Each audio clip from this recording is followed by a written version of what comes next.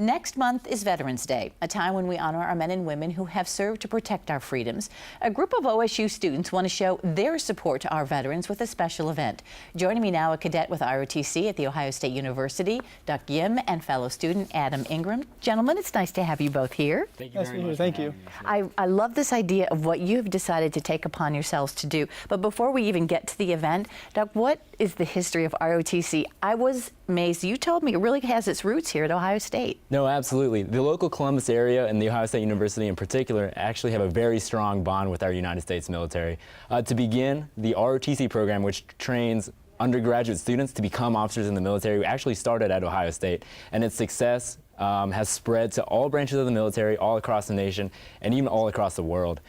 Currently, over 1,000 students are veterans, and over 1,000 faculty as well are also veterans. And a lot of people don't know this, but over 900 alumni have actually been killed in action serving our nation. That is a large number, much larger than I thought, which, you know, leads us to this event that you want to have. And I know part of it is honoring, Adam, some fellow ROTC folks from here in Central Ohio, who are a couple most recently that you wanted to point out. Yes, ma'am. Some of the biggest ones, the most recent is, his name's Major Ray Mendoza. He was a Ohio State grad in the 90s. He was a history major and then commissioned to the United States Marine Corps. He was killed in 2005, leading his Marines from the front. If I direct you to the screen, he is succeeded by his wife and kids, and we are in extremely close contact with his wife, Karen, and she's been an extremely big supporter of us. Another one is Colonel Francis J. McGoldrick.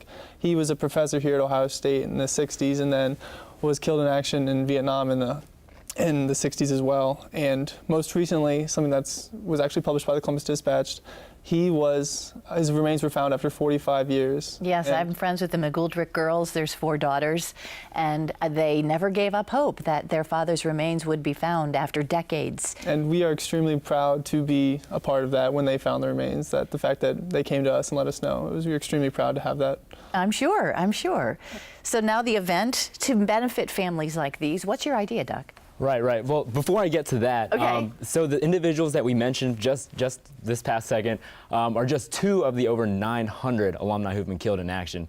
And kind of the biggest shocker when we found this out was that even as an ROTC cadet, I was never taught this. I was never taught this in any of my military curriculum. And even with my background, I said, you know, I didn't even know about this until I made my own research. There's no way that the students who go to Ohio State know about this, and they should. And so we really wanted to bring attention to this cause and this struggle that many military families face.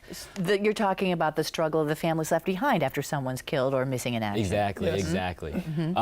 So I got together with a lot of my military buddies as well as some civilians who are very military friendly and said, hey, we got to do something about this. And we started what's called One Day for the K.I.A. What does that mean, Adam? And One Day for the K.I.A. is just basically dedicating one day for those troops that we lost in war.